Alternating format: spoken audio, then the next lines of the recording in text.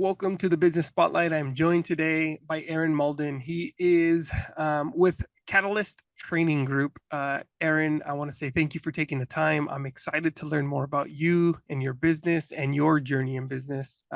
Aaron, can you tell us a little bit about yourself and what your business does? Okay, thank you, Edgar. I've been in the executive protection industry for about 18 years. Um, for those years, I actually worked for a company, but so 14 of those years, I was an independent contractor and ran my own business, and it was a hustle. Mm-hmm.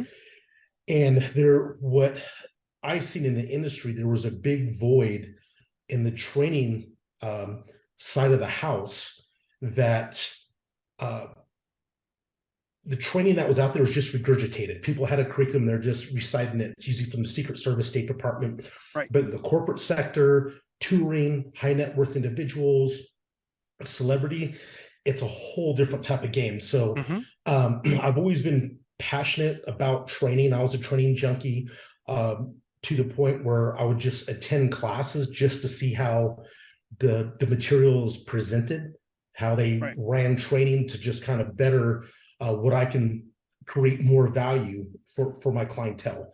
Mm-hmm. So the market took a big shift in 2019. I worked for a company called AS Solution. They were the leading provider in executive protection. We're doing about $85 million a year in executive protection, not guard force, Right. anything like that.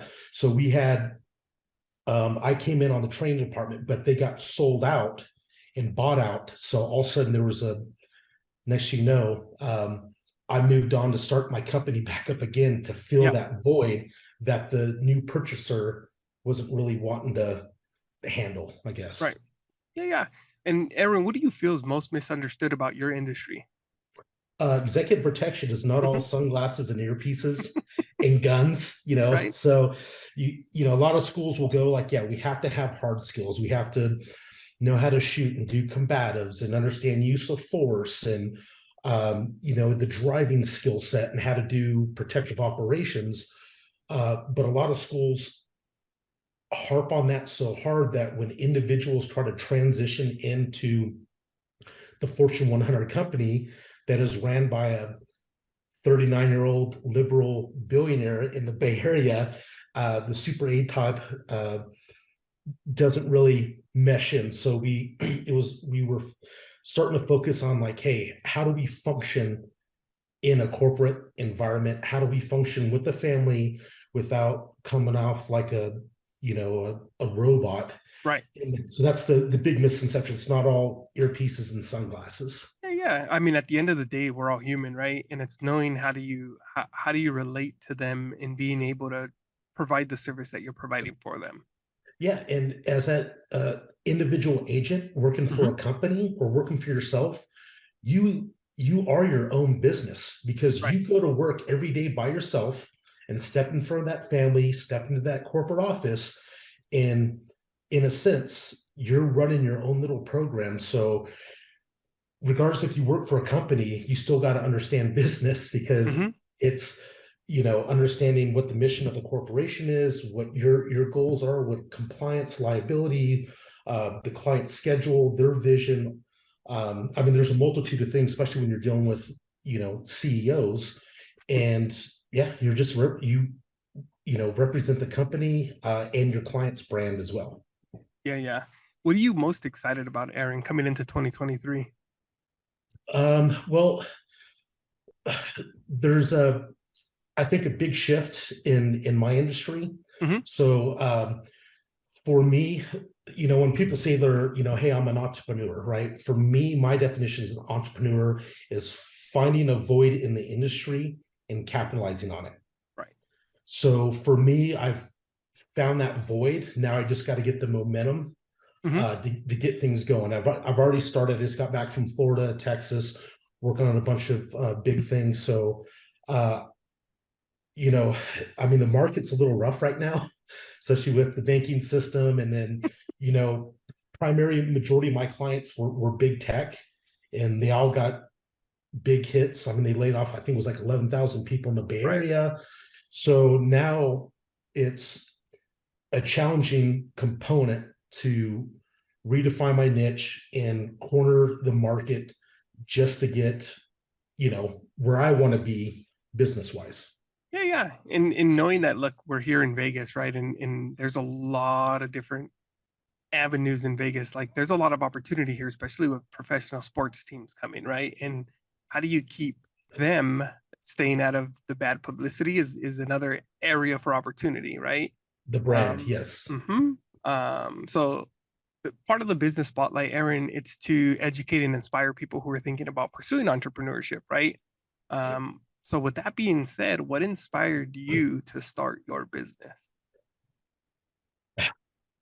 Well, I really didn't have a choice.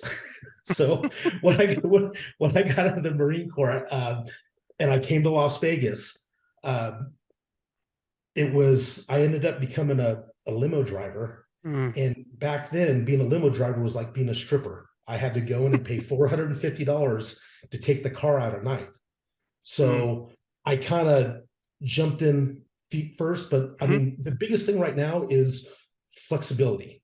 mhm, Like, currently right now, knock on wood, I'm probably, probably on some of my clients, I maybe work 6 months out of the year. But when I'm working, I'm working. But when I'm off, I'm off. I have a lot of downtime and I can, focus that on either building the business, focus on the family, doing travel. So when you do start your business, I think the empowerment is having that freedom of going, I'm going to sleep in today, or I don't have to get in front of the laptop, or I don't have anything this oh week. yeah, So am I going to use that for professional development? I'm not punching a clock.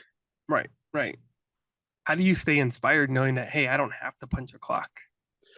Well, if you don't stay inspired, money doesn't come in. So it's always, it's always forecasting. So Hmm. this is a big thing for me where um, I was getting ready to go. I travel probably 170, 180 days out of the year. I'm on the Mm, road internationally. So I know that, hey, I'm doing a trip for a client in New Zealand, Australia, and I'm going to be gone for 3 months. But then when I'm gone for 3 months, now I have to forecast when I land, what am I going to do for the next, I have to extend that capital that I mm, made to carry me over for another 2 or 3 months till the next contract or consulting gig comes in. So that's, right. I think, a big thing of advice for business owners or people going into it. You have to be really smart with your money, Hmm. forecast to stretch it, because most Mm, businesses won't make it after 2 years, right? right. And I was in business for myself for almost 7 years when I met Action Coach because I plateaued.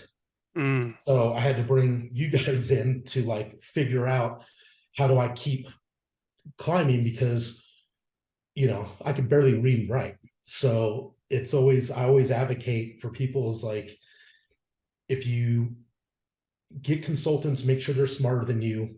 The biggest thing is get a CPA, a mm, good CPA, because I took a massive, massive hit on my taxes and literally collapsed the business at one point, wow.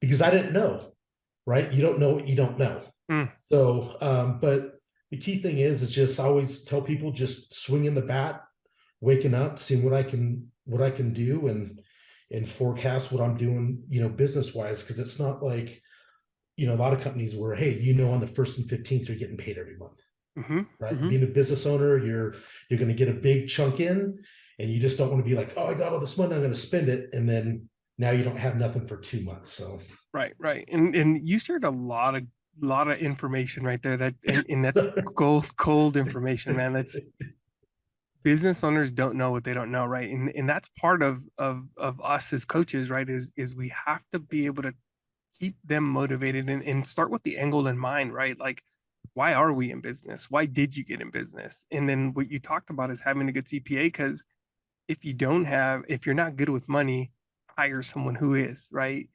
It can cripple the business if things aren't properly, like you talked about. There's different seasons in every business. So what season is your business in, and how do you spread out that cash flow? how do you forecast, and on top of it, how do you market to get the next client, right? So you don't have to go through those peaks and valleys.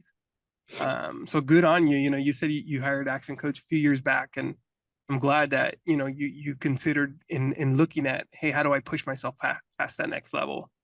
Yeah, Um, and getting insight, getting what I call eyes from the outside in. I mhm, can be in my business and think I'm doing everything right right. and money's coming in, but having someone from the outside come in and be like, look at your books, look at what you're doing, and strategize. That's a big thing. Like every Mhm, task that you have, learn from you guys. Like you should have 6 strategies for those individual goals. right. So when I wake up and go, oh, I don't want to sit in front of the laptop. No, I have to, because I got to work on these strategies. And like you guys held me accountable every week. I had my call on Friday with Doug, and then we would follow up that Friday, and I had to have all those action items completed Mhm, to make sure that we were going on a positive path.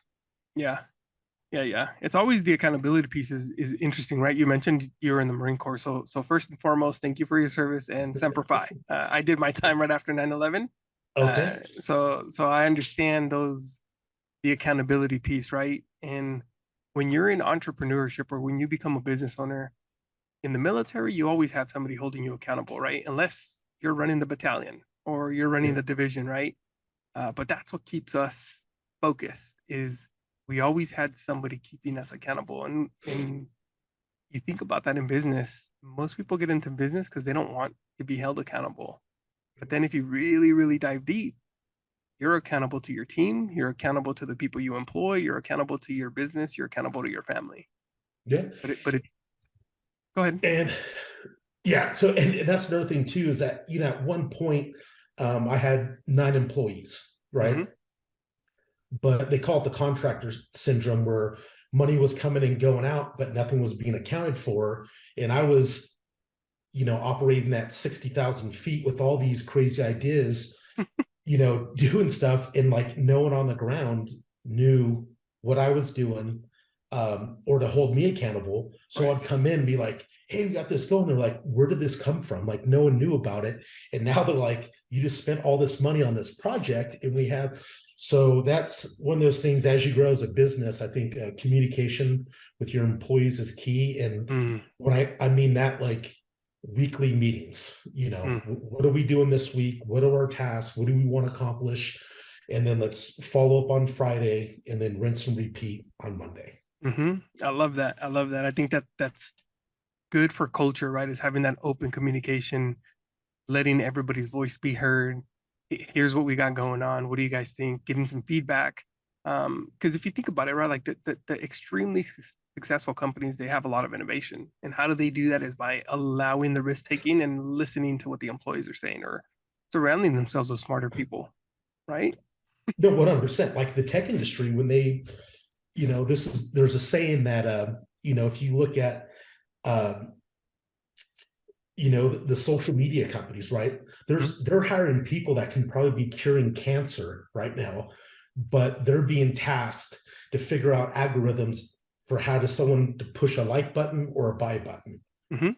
right? So it's just like I said before, always get people in that's smarter than you. And that was the one thing about the protection industry. So when I got out, I was a contractor overseas. So being a Marine, straight and forward, everything was black and white. But going there, we had guys from the Navy, like Navy SEALs, and Mhm. the Army, and they're sitting there, and I'm like, wow, I'm in room with all this talent, and we're planning a cross country trip across Pakistan, and everyone's planning, and like leadership, but they turn to me, and I'm the new guy, like I'm like 28 years old, right? And I'm just sitting there like all timid. They're like, Aaron, what do you think?